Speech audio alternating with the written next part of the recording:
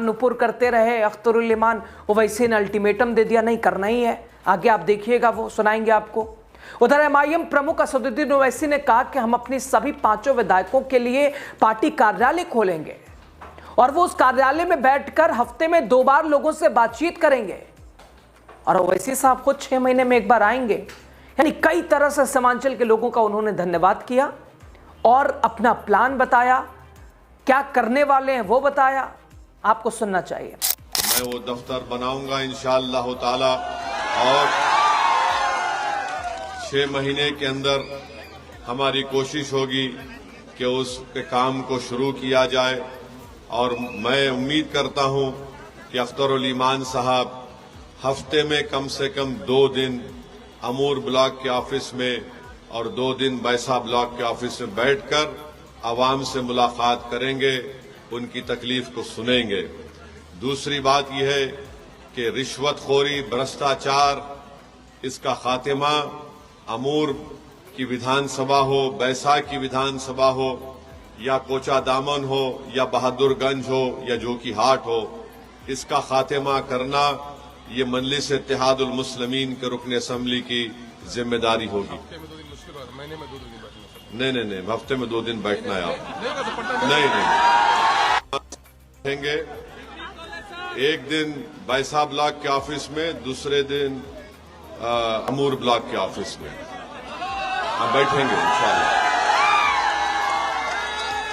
और 6 महीने में एक मर्तबा मैं आने की कोशिश करूंगा इंशाअल्लाह। तो एक हफ्ते में 1 दिन अमूर ब्लॉक, हफ्ते में 1 दिन बैसा ब्लॉक। अख्तर भाई, बहुत आसान काम है आपके लिए। ना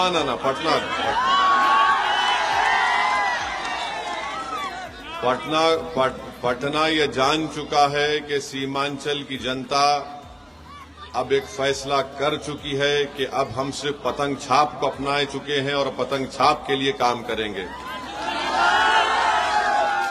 तो पटना को पैगाम जाएगा तो सीमांचल से जाएगा और पटना में जो सरकार बनी है हम उनको मुबारकबाद देते हैं और हम उनसे ये कहना चाहेंगे कि हम आपको पूरा ताउन देने के लिए तैयार है, बशर्ते कि आप सीमांचल की जनता से इंसाफ करें।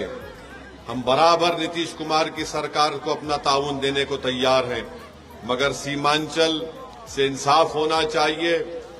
कब तक आखिर हर काम पटना और राजगीर के तरफ होगा? बल्कि हफ्ते में 2 दिन सिर्फ अख्तरुल ईमान नहीं बैठेंगे अपने विधानसभा में, तौसीफ आलम भी बैठेंगे बहादुरगंज में, सरवर आलम भी कोचा दामन में बैठेंगे, जो कि हाट में भी मुर्शिद आलम बैठेंगे, और हमारे 5 विधायक इंशाअल्लाह ताला अपनी अपनी विधानसभा में 2 दिन बैठेंगे और फोटो लेके व्हाट्सएप पे मुझे भिजाएंगे।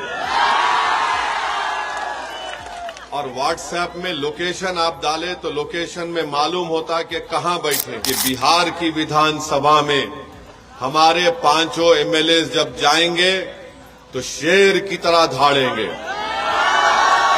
और हुकूमत से सवाल पूछेंगे। और आप मुतमईन रहिए कि अल्लाह मुझे जब तक जिंदा रखेगा, मैं सीमांचल के लिए लड़ता था, लड़ रहा हूं और लड़ता रहूंगा इंशाअल्लाह। लेकिन दोस्तों, अब सवाल यह है कि बिहार में मिली सफलता के बाद एमआईएम प्रदेश और पश्चिम बंगाल जैसे बड़े राज्यों में चुनाव लड़ने का इरादा क्यों किया है? क्या अब महागठबंधन को बिहार में नुकसान पहुंचाने के बाद अब विपक्ष को उत्तर प्रदेश में अखिलेश को, उत्तर प्रदेश में ममता दीदी को, बंगाल में क्या बीजेपी को फायदा पहुंचाएंगे क्या ओवैसी ने साफ किया कि यूपी विधानसभा चुनाव में उनकी पार्टी समाजवादी पार्टी और बीजेपी दोनों के खिलाफ चुनाव लड़ सकती है।